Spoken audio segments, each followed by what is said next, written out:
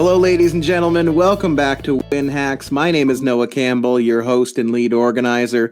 And with me today, I have Doug Perry, a Google developer expert in TensorFlow and a hardware software engineer from Siemens. He's going to give you a great workshop on deep learning for computer vision with TensorFlow 2.0. So this is a great build up to your artificial intelligence workshop you had this morning. And we're really excited that Doug could join us on short notice. So again, he's a Google developer expert in TensorFlow. Fun fact, I just also learned he is also a pilot. So take it away, Doug. Hey, thank you. Good to be with you guys today. So what the workshop I'm going to be, this is actually typically I do this as an 8-hour day. So it's an 8-hour class. But what I'm going to do is I'm going to give you like the very beginning of it, enough of it to show you how we use TensorFlow to do computer vision kinds of stuff. I mean, TensorFlow could do lots more, but that's kind of what our focus is. So if you look at machine learning, what's interesting is it's been around for 50 plus years. But the problem in the past has always been that there wasn't enough compute power to be able to handle, these kinds of algorithms. If you look, for instance, the computer that went to the moon, right?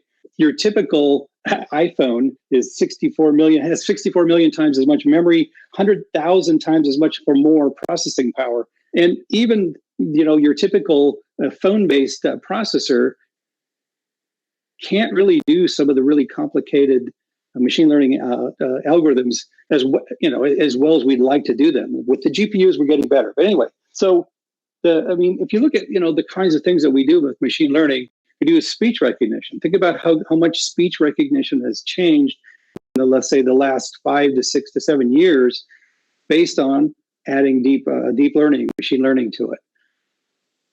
Facial recognition, I use it to open our phones now.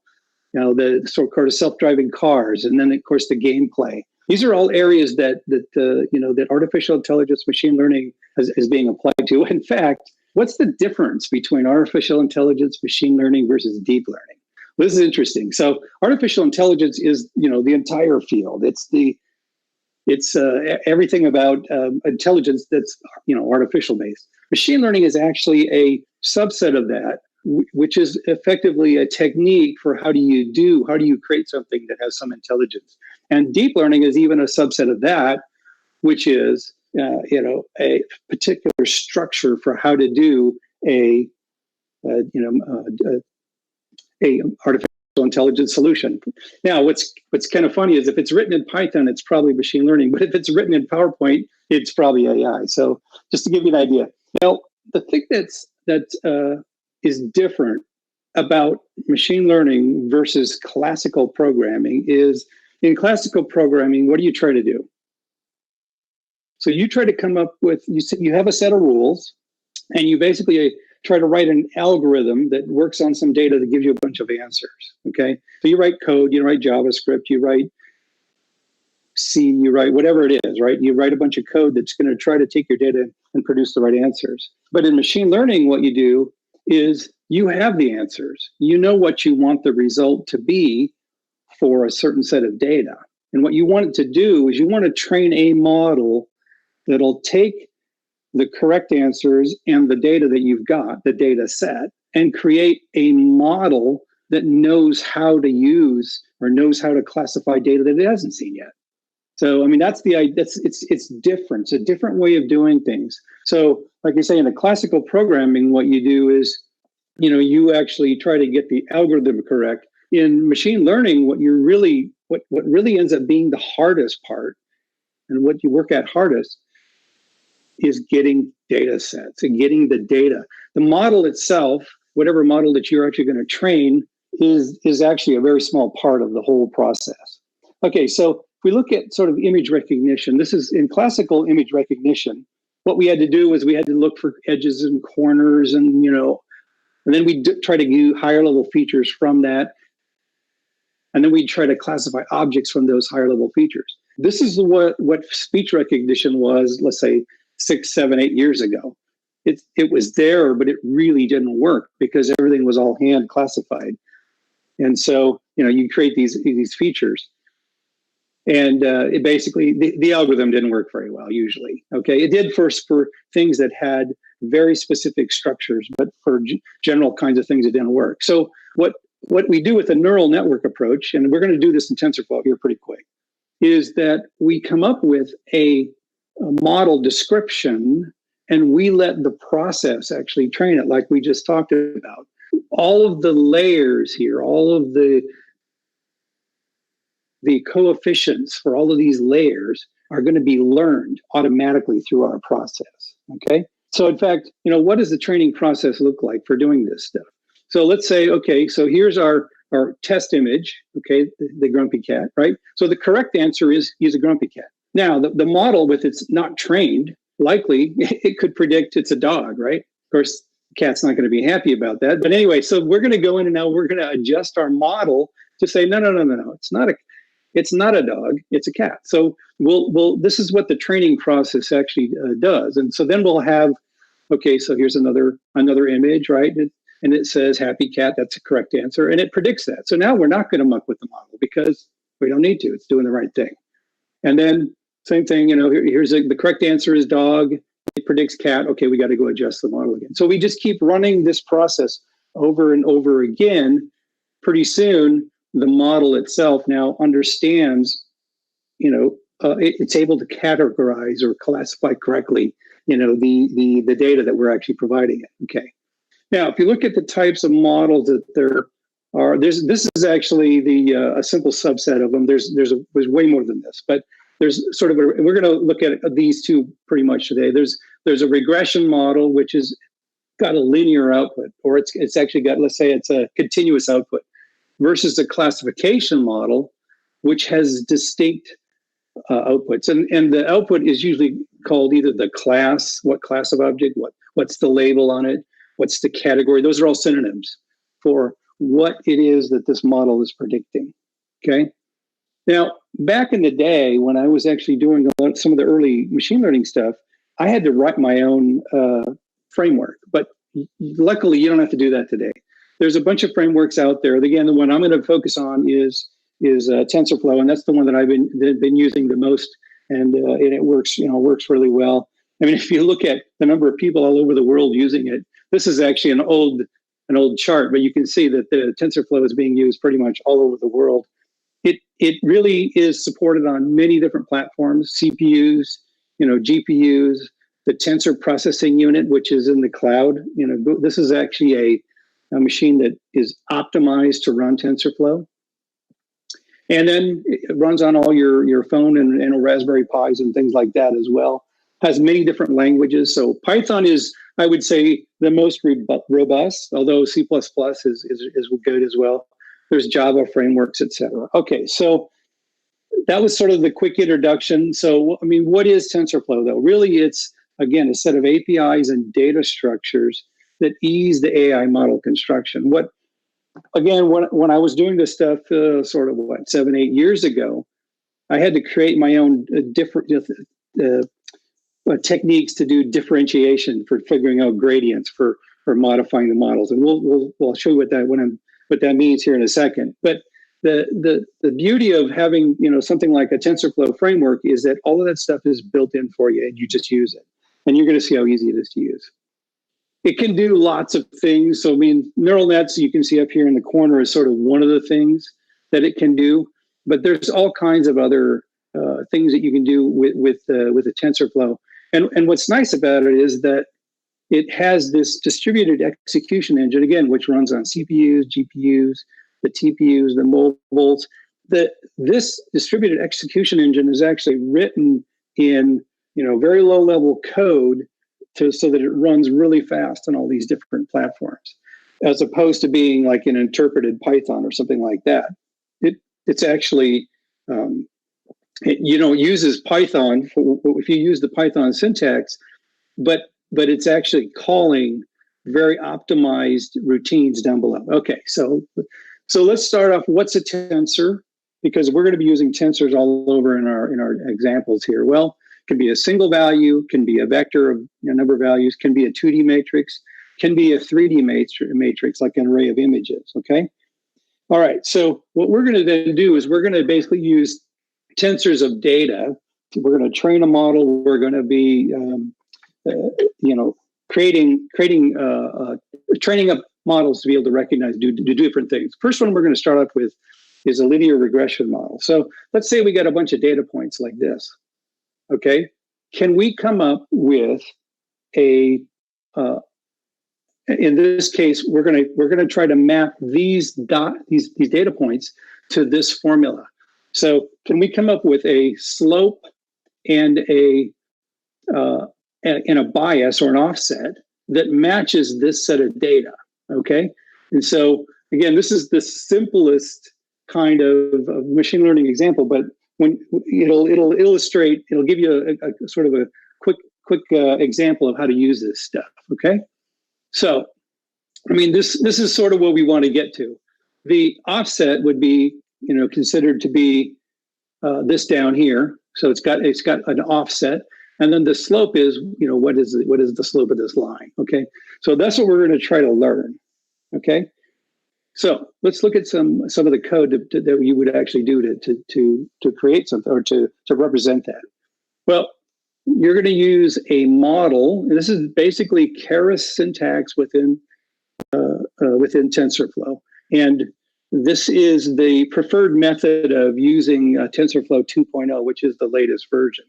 So we're going to declare what's called a sequential model. Okay, it's going to have a dense layer of one input shape one, and one output. And so effectively what that gives us is we have an input here that we're going to apply to the model, okay? We're going to have a weight W here, which is going to be our slope that we apply, that we learn actually. And then we're going to have a bias, an offset B here. This is going to be the bias term, if we go back here, it's going to be this value here. So we're going to try to learn this slope, and we're going to try to learn this bias, okay? And so this is the code that you would use to represent that. Okay, so, and again, the way that this is going to be done is we're going to have our linear model. We're going to create 100 samples of data, training data. Okay, we know what the right answer is. Remember, this is how it works in machine learning. You know the right answer, and then we're going to basically apply the data, calculate the loss or the error, and then update the model and continue until it actually works the way we would expect. So the typical thing is that the values that are used, in this case the weight W and the bias B, are likely going to be random values. This allows us to train it.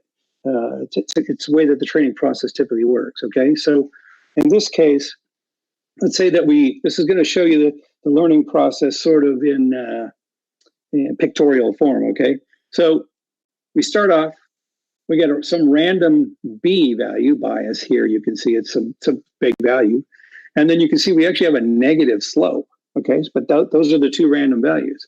So then what we'll do is we'll apply our first point, and it's here. So we can't really tell whether the slope is wrong, but we can see probably that the bias is unlikely. So what do we do then? We'll adjust the model to get closer to that point. And then we'll apply the next point. We go, oh, wait a minute, the slope is way off because it should be between these two lines, right? So the next step then would be to adjust the slope, and again, continue to adjust the bias.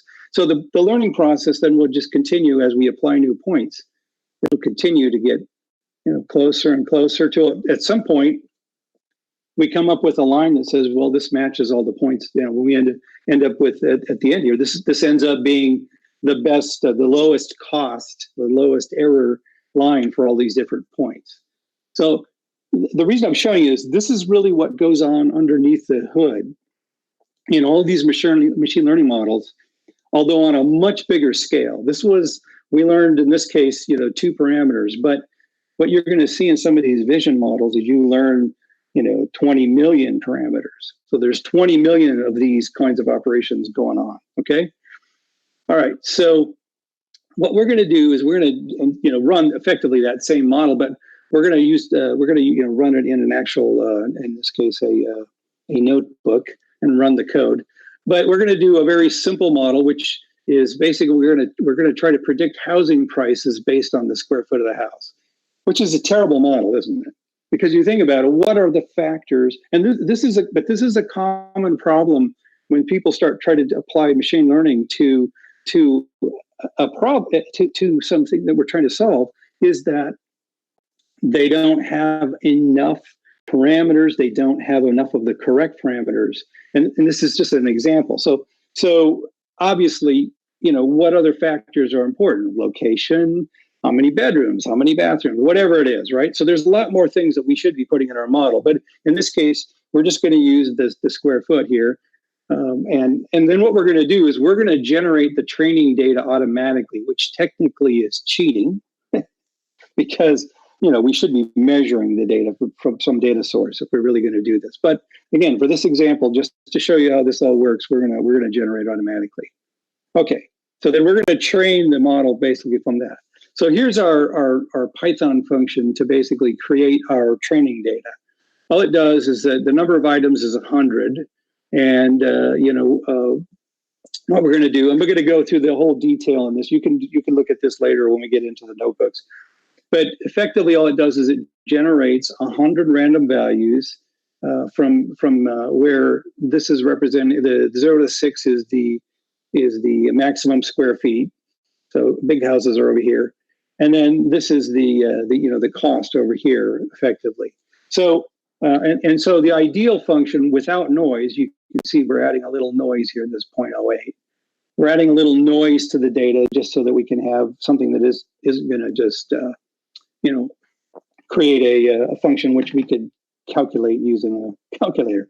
Anyway, so all right, so we're going to generate some training data, and then here's the code that's going to be used to actually represent this problem, and we're going to actually go through it. So again, we've got a model, which is a sequential model. We have a dense layer of input 1 with 1 output.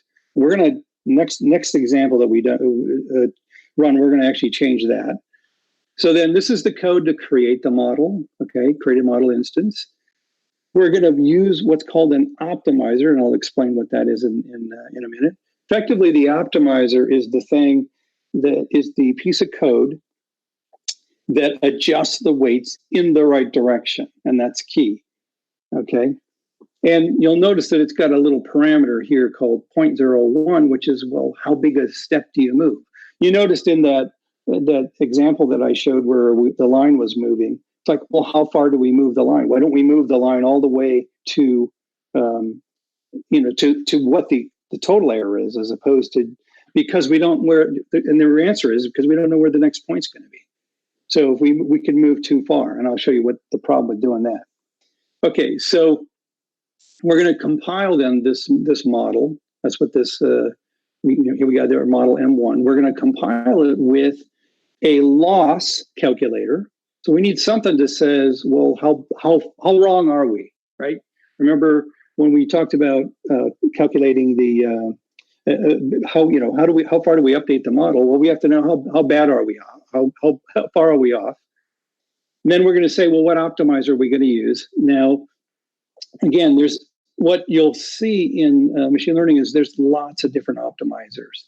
Okay, in this case, we're going to use a stochastic gradient descent, which is the simplest one. It uses effectively a bowl-shaped, and I'll show you in a minute, optimizer to optimize the, and again, this is updating the coefficients on our model, okay? And then we're going to also compile this with, well, what metrics do we want to see? And so this is absolute error, and this is the squared error, okay?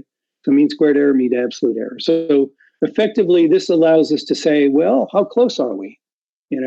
Because what we're going to do is we're going to use some of these metrics to determine, are we done yet? The thing about machine learning is that these are statistical based things. So you never get 100% accuracy, unlikely, especially for images and things like that. There are certain models where you likely could, but usually not in images. And so the question is are we accurate enough? Okay. And then finally, this this actually runs the training process itself, the fit.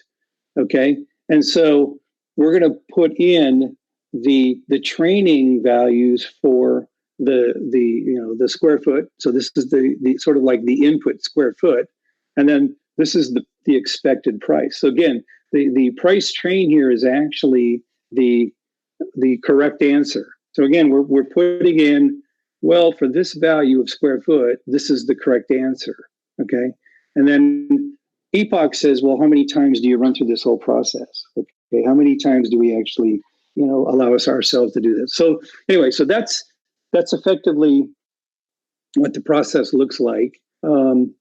This just talks about how do you calculate error? Well, again, here's our function. Y is our predicted value from it, and then in this case, this is typical machine learning notation. Y underbar is our expected value. This is the correct answer. And then we basically take the difference between those two, and that's how far off we are. Okay. All right. So the optimizer, as I said, is the code. And again, back in the day, we used to have to write these ourselves. This is the code that effectively figures out how far off are we and which way do we move the weights. In fact, you can see that this is really what the optimizer does. The optimal value is down here.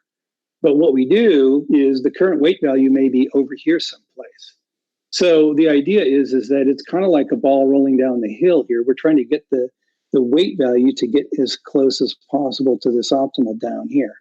So we know that we have to move, down in this case. The value has to get lower. And so now we can do, how big a step do we take? Again, we talked about this, just a few minutes ago, where we said, why didn't we move the line all the way when we had like 2 points?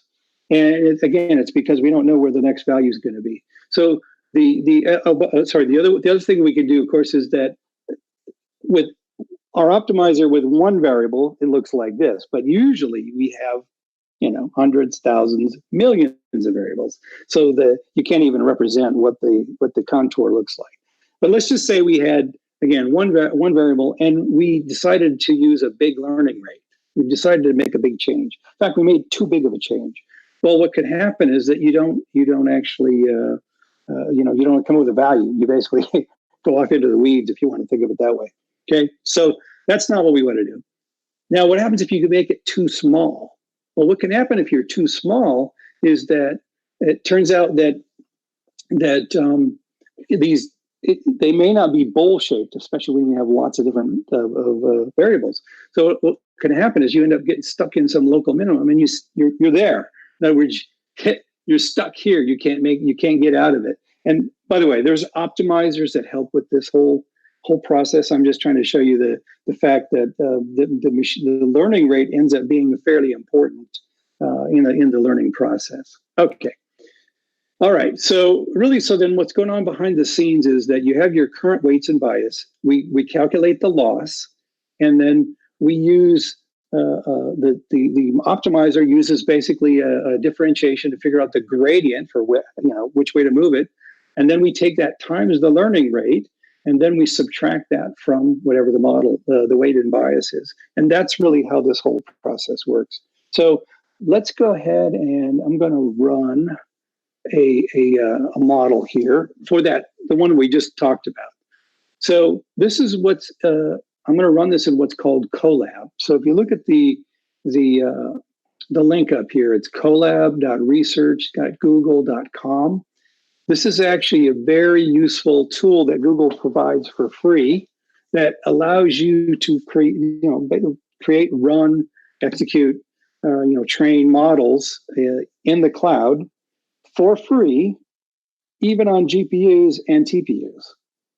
So, you can't do things like, Bitcoin mining or anything like that, because it's limited in resources and things, but you can do some pretty darn amazing models using effectively free resources from Google. So the way you do it is it's treated just like a Jupyter notebook. If you're familiar with Jupyter notebooks, then you've got cells which have, and you can see I use this in my other lecture. That's why you can see the lots of the cells here have.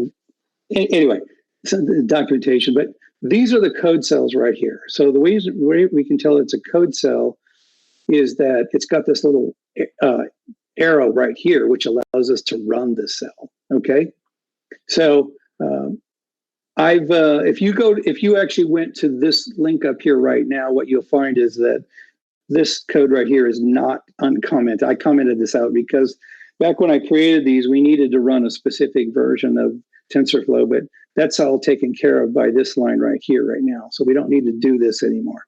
Anyway, so what I'm going to do then is I'm going to run this particular cell.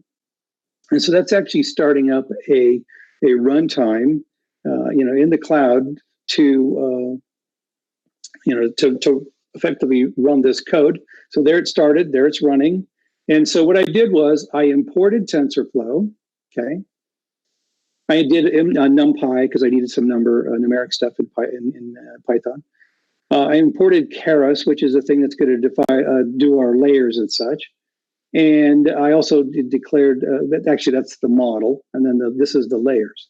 So what I really did just now was I loaded into my model here, all this Python code that is TensorFlow. So now I can call TensorFlow functions and do what I want. Okay, with that, this just checks to see whether we have a GPU, and the reason why it basically was going to have a GPU was because in my runtime here, I had specified a GPU. So you can actually do that. And again, you can use GPUs and TPUs here, okay? And of course, the GPUs run way faster than just the standard processor. Okay, so here's our some basic variables that we're going to use in this process.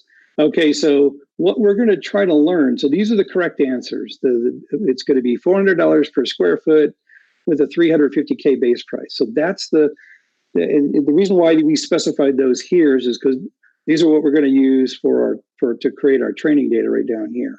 Okay, so these are the correct answers. Then you see things like learning rate, how many times we're going to run through the process, the epochs, how many items we're going to use for training. And all of these of course, can be changed. All right, so in this case now, all this function does is create the training data, and I'll show you that in a second. Okay, so here I'm assigning the training data. I actually just ran this now. And then I'm going to plot this out so you can see what it looks like. All right, so this is what our training data looks like. This looks a lot like the slide that we were looking at earlier.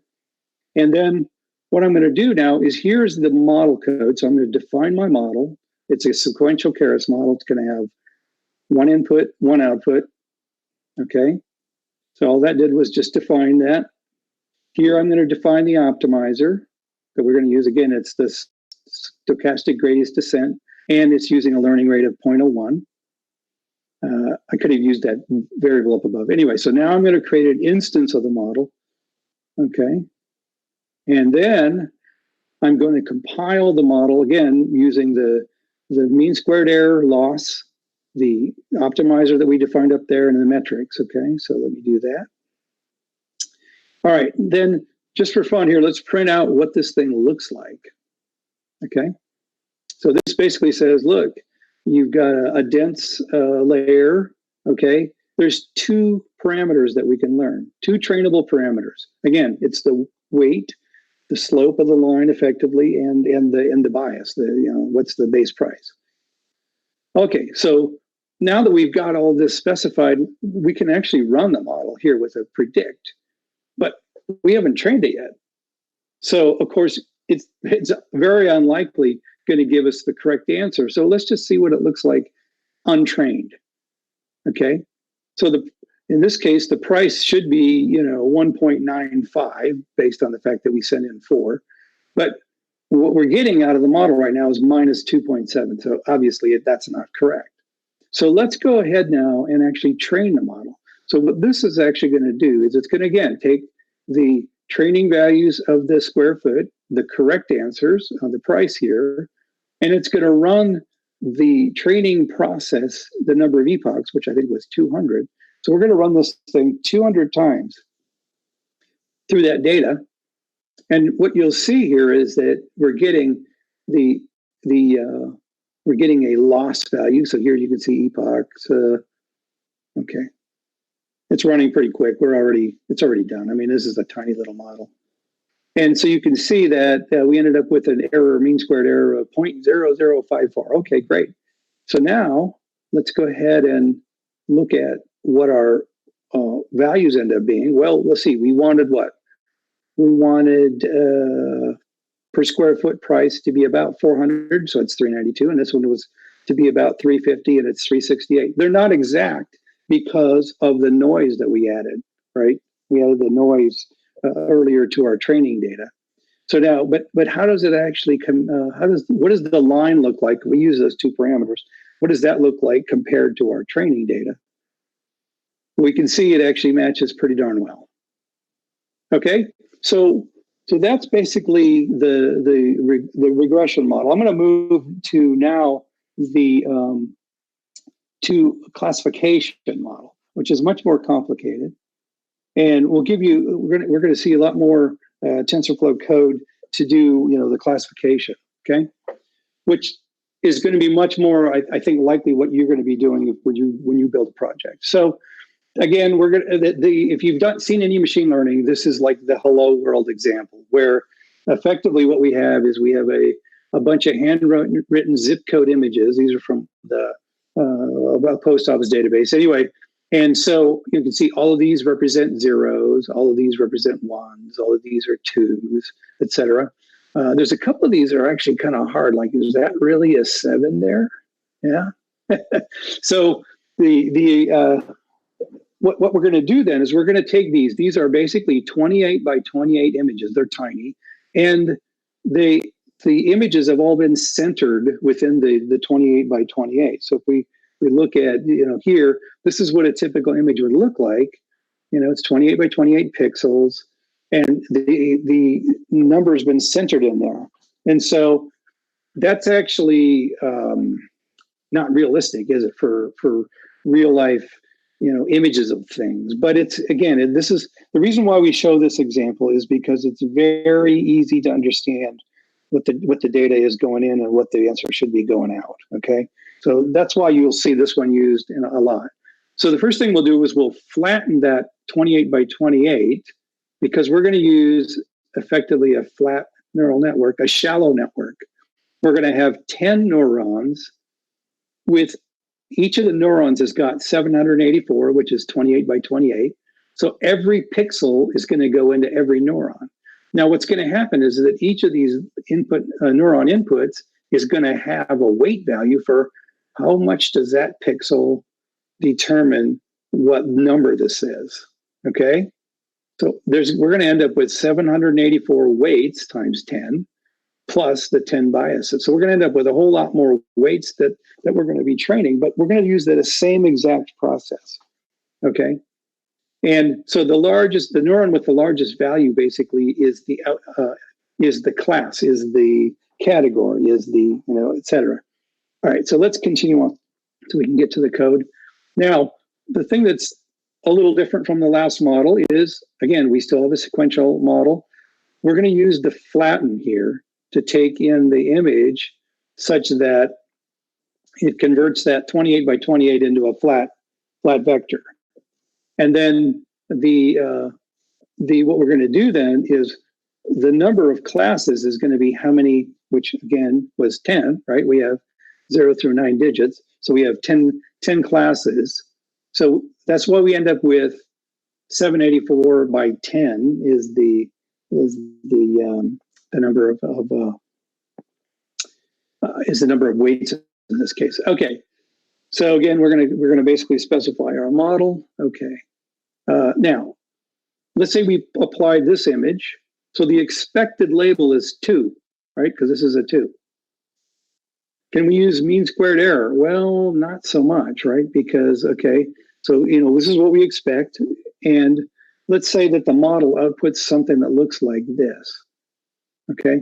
By the way, I didn't mention this, but we used we used what's called a soft max activation. So activation functions are going to be important. We don't have time to go through those in detail, but this one effectively gives you probability numbers between 0 and 1, which is what we're seeing here. Okay, so anyway, so we can see that obviously the model right now is not predicting the right label. So the question is how do you calculate loss from something like this, right? It's not easy to figure out what to do there. And so typically what's done is they use what's called a cross entropy function. Go look it up if you want to see what it is. It basically measures sort of it's like a measure of chaos. Anyway, so the other thing that we're going to do is we're going to use what's called a sparse categorical cross entropy, such that our labels, instead of if our label was if we used a standard cross entropy, categorical cross entropy, then the labels would have to look like this. They would look like a one hot vector. Okay, by doing a sparse, we can actually use the value 2 to represent this vector. So that's what that's about. So in this case, we're using sparse categorical cross entropy, so our labels, our correct answers, can be integers. We're going to just look how accurate are we, and okay, so then we're going to use our standard same optimizer, okay, just like we did before. All right, we're going to use, we're going to check our accuracy. And now the thing that's interesting here is that the training, the data needs to be applied to the model. So what we're going to have to do is we're going to have to use some methods to retrieve the database. The data needs some conversion. I'm not going to go through all of that stuff. You can look at it, but anyway, then we need to convert it into a data set. Okay, that's the best way to apply it to this model. So again, this data set happens to be one you can download from the TF.Keras data sets. Okay, so that loads the data into these variables, and then let's see, we need to do some conversion to make the labels between. Let's see, I'm going to divide by 255. So we get between 0 and 1. Anyway, like I say, this is pretty standard stuff for doing the data conversion. What we're trying to get to, okay, so then what we have to do is we have to do the convert those slices of tensors. Those are what this effectively gives you is a tensor slice, and we need to convert those into a data set, tf-data.data set, that we're going to apply then to the model. By the way, these models are on the TensorFlow.org. I'll show you this later. There's on the TensorFlow.org, or examples like this are on TensorFlow.org. So you can actually go and look at more detail and all this. What I'm trying to give you is the big picture today. All right, so the data set has things like data manipulation, batching, shuffling, pipelining, all kinds of good stuff. Okay. So then again, we're going to use the same process to fit the data. We're going to give it a data set this time. See, before we gave it individual values. This time we're going to give it, and we gave it, 2 different streams. In this case, it's a data set. And so the fit function knows how to deal with it. Okay. All right. So, by the way, this is what the weights look like after training. Isn't that interesting? So if you look at the weights for the 0 neuron, it kind of looks like this. Okay. The 1 neuron looks like this.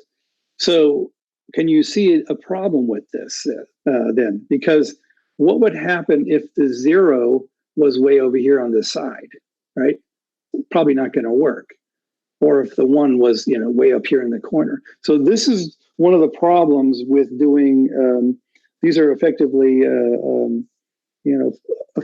fully specified models in this case, a dense model. And so the way to fix this is to use a convolutional neural network, which we're not going to get to, but if you go look this up later, you'll see.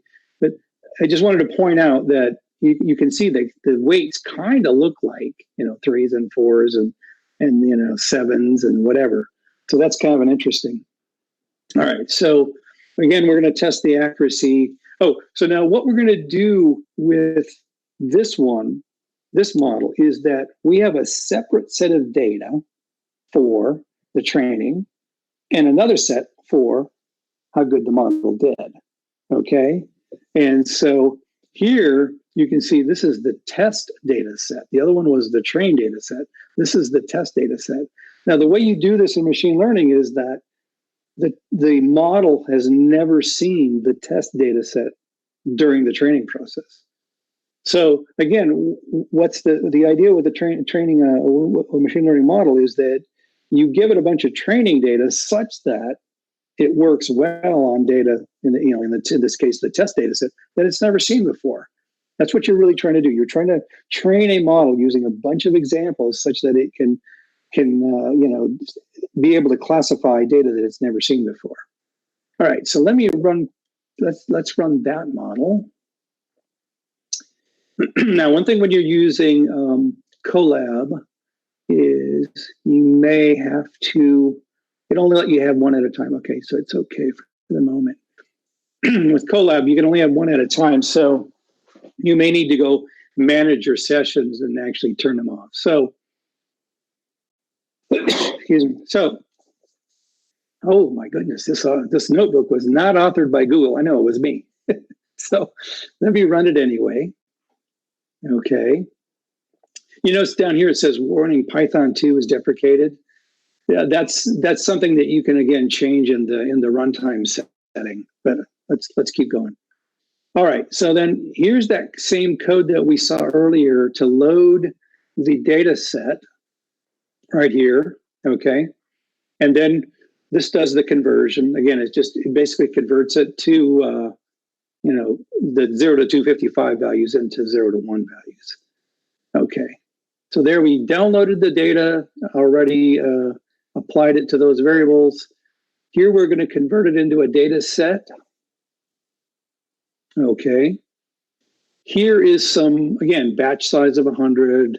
I didn't talk about batch size, but what we do is there's actually, 10,000, there's 65,000 training examples, but we're not going to do all of those at once. We're going to do them 100 at a time. So that's what the batch size is. There's 10 classes, 28 by 28 of the image. So this is just setting up some variables. And then here, we're actually going to, again, there's 60,000 images of which we're going to use the batch size to create batches of. That's what this you can do with things like data sets. Okay. Okay. Now, just for fun, let's look at the data set. Okay. So here you can see that there are, let's see, there's 60,000 examples for training. There's 10,000 in the test set. Let's see. Yeah, so the X shape is 60,000 by 28 by 28. Okay. Anyway, these are just some interesting statistics that you can. So here you can see the pixel values of this one. Oh, sorry, this got a mistake in it. The value should be, anyway, that should be 4. So let's just keep going. We're running out of time here. So let's see. Okay, so here's our model. Here's our model again. We create it, and we're going to create a summary of it just for fun here. Okay, so now you can see, yeah, there's 7,850 trainable parameters because remember, there's 10 biases and 784 weights per each of the neurons. Okay. Same optimizer, and we're going to compile it.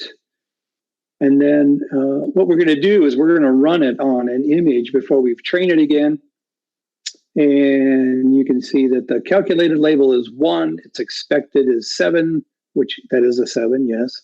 So of course it's not correct yet. Let's run the training. You can see that the accuracy is looking pretty darn good right away. And it's because we're actually using, we're not actually using, again, 60,000 images at a time. We're using small batches. Okay, so we're going to run basically 50. And you can see this is pretty darn fast, even though actually we are using a GPU on this one. So that's why it's running as fast as it is. And our accuracy is getting pretty darn good. But the accuracy in this case is on the training data, right? This is not the testing data yet. So we could get very accurate on the training data, but yet be terrible on the evaluation data. And the reason for it could be something called overfitting. And this is a very common problem where what will happen is that if your model is, let's say, too big, it will effectively memorize the training data. And so as long as it sees training data, it goes, I know what that is. But as soon as you give it other data that's never seen before, it doesn't know what to do with it. So yes, the training numbers are important, but they're not quite as important as what you come up with at the testing data. Okay. All right, so that's done. So now let's go back. Let's go back here and try to run this again. Okay, just for fun. Look at that. Now it says calculated label is 7, expected label 7. So it actually does understand now. And then if we evaluate it, what we'll see is that remember our accuracy up here was about 90, almost 93%. But again, on our testing data, we only ended up with 90%. So again, that gives you an idea of the what can happen. Okay. All right, so I'm going to try to get to just one more thing here. And what I'm going to do now is talk about, there it is, okay, deep networks. Because what we've done so far is just a shallow network. We did a quick linear regression. We did a shallow network. What if you want to go deeper? And this is, by the way, where we really get the much better results in terms of the speech recognition, the game, all this kind of stuff happened because of deep neural networks. Now, so what does that mean? Well, what we're going to do, if you remember before, we had this model where we had 784 inputs, right? And then we had just the 10 neurons. What we're going to do is we're going to put in a hidden layer, what's called a hidden layer here, which is going to take each, and this can be of any size. Remember, the reason why we picked 10 outputs is because we had 10 characters that we were trying to classify. And so we're kind of stuck with how many that we want out here. But what's interesting about the hidden layer is we can make this as big as we want. Now, if you make it too big, you're going to end up with overfitting, like I talked about. So you have to size this layer, this hidden layer, appropriately based on, well, so that brings up a question. How do you pick the hidden layer size? You basically run the training process and see if you're overfitting. And if you're, the way you do overfitting is you say, my testing data or testing output is not good, but my training data is 100%, let's say. Anyway, so let's keep going here. So it's pretty darn simple in TensorFlow to do this. All you really have to do is we're going to add an extra layer in our sequential model here, which is going to be whatever size, hidden size is. And then we're going to use an activation function called a ReLU in this case, which is rectifier linear. Okay. Again, go look this up. I'm going to give you some resources to go look this up later. All right. So all we did, we're going to do everything else the same. The only thing we changed was we added this extra layer here. Now, what's interesting is that this is going to, if we want to add more layers, what do? We just add another one of these. Okay. Just add another layer. Pretty soon we can have 20 layers. Again, it's not going to work well in this example. You're going to get overfitting even after this model. Well, one more layer and it'll be overfitting. Okay, so all this really does is that when we actually when the output is updating the weights on the output layer, then it'll actually go one further. Again, this is all done with the optimizer. The optimizer does this automatically. It takes the loss, right, the error, updates these weights, then actually uses the inputs from these layers to update these weights. It's all done behind the scenes. Now, so far we've been using the stochastic gradient descent, but for images, usually the ATOM network. This is actually an acronym, and so we're going to use the ATOM, excuse me, for image networks because it has momentum and gradient decay and a bunch of other things, which actually make it nice for images. You can see that there's other optimizers for doing other kinds of networks. All right, so what do we have to do to our model? Simple. We change the optimizer to ATOM. That's it. Everything else stays exactly the same, okay? And the other thing that we can do, which we haven't done up to this point, is we can actually plot our accuracy and loss while we're actually running. In fact, you can use this thing called TensorBoard to do this real time. It creates data as a web page, and so while it's running, you can actually have this thing, updating, at a rate that you specify. Excuse me. So what we're going to end up with is something that looks like this, where accuracy hopefully goes up, okay? Hopefully gets near 1, and your loss goes down. And again, this number, I would say, can be interesting, but I find that accuracy is the most interesting thing.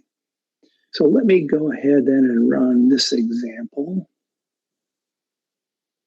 As I said, it's pretty much the same structure. Okay, actually at this point, I think I do have to go in and, let me just terminate these two guys. Otherwise, because you can only have 2 at a time, so it'll complain otherwise. Okay. All right, so we're going to then do the same darn thing, import TensorFlow. Again, all of this stuff is exactly the same. Here's some constants.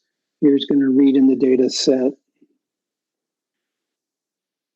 Okay, here's creating the data set as a data set object so that we can. All right, then you'll notice now again we added this layer. We added this layer right here. Okay, so this is the only thing different. Okay, so let's do that. And so what's interesting is when the summary runs here, you're going to see that we have a lot more trainable parameters.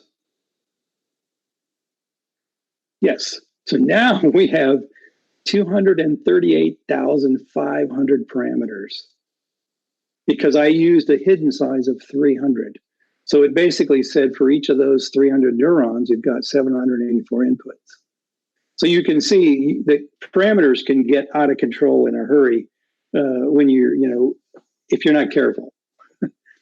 All right, so now again, we're going to use the ATOM optimizer, and then the learning rate was specified up above. All right, so let's run that. Okay. Here we're just compiling it. Here we're going to run the fit process. Now you'll notice it actually will take a little longer because it's running pretty darn fast because we're running on a GPU. But there's a whole lot of computation going on right there because we're updating all those 238,000 parameters. Okay. But the good news is now, look at this. Look at the accuracy, 99.7. Oh my gosh, it looks like we're getting almost 100% accuracy.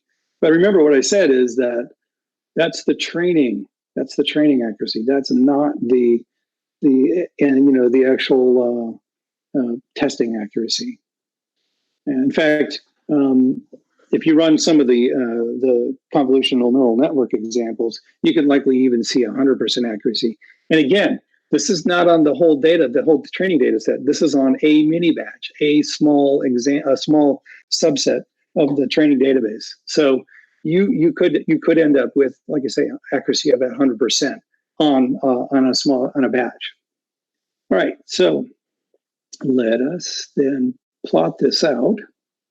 And you can see, this is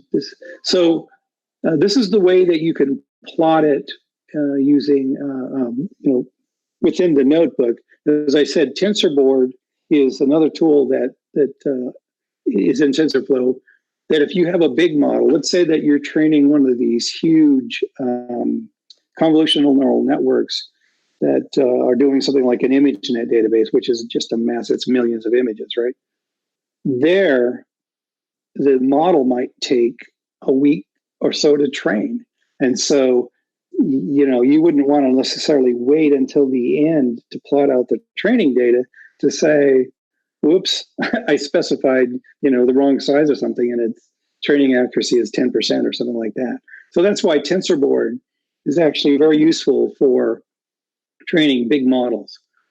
All right, so let's go ahead then and run. Let's see. Okay, so we ended up with an accuracy of 98% now just by adding that extra layer, which isn't bad. Okay. Yeah. So 98.11%. Yeah. So that's actually, you would think that's actually not bad, but honestly, it's not great. What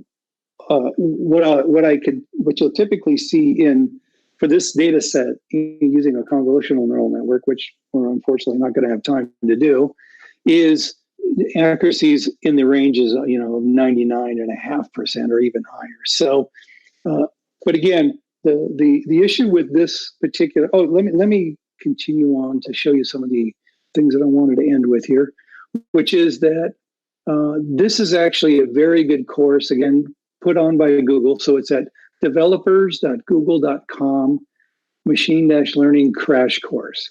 And so it's a bunch of videos and a bunch of exercises that you can go through that, for instance, explains overfitting and stuff that I talked about. And it explains some of the activation functions and things like that I kind of glossed over. So this is actually really good, okay? And then if you look at the main TensorFlow website, let me just start off here and then I'll show you. Okay, so yeah, this is basically the main TensorFlow. And then, okay, introduction to TensorFlow. So here you've got, JavaScript and, mobile, et cetera, et cetera. If you just go into the learn, TensorFlow, then there's a bunch of tutorials here. And that's where and so a lot of the machine learning basics. And so, for instance, the text classification one that we just did, there's an example like that one here. I wrote my own, but this one is very similar. And there's other ones in here for images for doing convolutional neural networks and things like that. So you can go look through these examples. And hopefully, based on what I've kind of showed you, you'll be able to understand what some of this code and what it looks like and how to run it. So. Excellent. That's really, Doug, I can't not thank you enough. Really insightful talk there on TensorFlow, and our students really appreciate it because they don't get that kind of TensorFlow instruction very often. So I do have a couple questions in the chat here. Sure. I do want to ask them real quick. We've only got time for about 2 of them, but I do want to ask them, and then maybe I'll email you the others. But how important is cleaning data for machine learning, and does TensorFlow have any built-in tools for making this easier? So yeah, cleaning data is actually very important, especially for when you start dealing with things like text models and things like these. Yeah, that's actually very important. And there are some tools in the tf.data. Yeah, and then there's also just things like pandas. There's a package called pandas in Python that has a lot of stuff too to help clean and pre-process the data. Yeah. Awesome. So they've got some tools to go with on there, which is great. And then another question we got here was, how do we determine an appropriate learning rate? Yeah, it's the most common question. So it's really, in a lot of cases, it's a trial and error. Now what you'll do is there is some sort of, based on some of the other examples, like you said, you go through some of these examples of the TensorFlow tutorials and things. you'll kind of see the rates that they're using. Okay. And so it's really a heuristic. It's really a something that you have to just kind of, now there are some tools coming out that are automating the training process. I don't know. I still think that I haven't tried them enough to say really whether that's the way to go or not. So I don't know about but anyway, it's a heuristic. It's a thing that you kind of, use what other examples have used, and then just, try different values. Yeah. Awesome. And then one last question. The students were hoping to get access to both the slides and the collab doc, if that's at all possible. Would that be possible? So the collab doc, you can see the slides, not so much, because I use those for my actual training classes. But you can see here, collab.research.google.com, GitHub, embedded vision, like that. Yeah. So yeah, we'll dig that up. I'm going to take a screenshot right now, and then we'll dig that up for students. Yeah. Awesome. And you can go play with those. And those, there's, as you can see from the very top here, there's actually more examples that we didn't get to get. For instance, Lab 4 is convolutional neural nets. Lab 5 is about cleaning data. Lab 6 is about transfer learning, which is really where most people start. Awesome. If you're going to do a project, what Lab 6 talks about here is you take a pre-trained model, something like an ImageNet model or something like that, and then you retrain it for your classes, for your particular things that you care about. Okay, great. So another, we're going to do a digital round of applause for Doug Perry here, Google developer expert from TensorFlow and a hardware software engineer here at a developer at Siemens. So a huge shout out to Doug for joining us today. We know you're busy and short notice. It's been really great to have this really in-depth TensorFlow knowledge. You've given a great platform for the students to get started on. So we really appreciate it, Doug. Thank you so much. Ladies and gentlemen, following this talk, we immediately after have a quantum computing workshop. Our stream master, Aislinn Laurent, will be taking a break from her stream to come on down and teach us that quantum computing workshop. So thank you, everyone. And the operator can go ahead and cut the stream.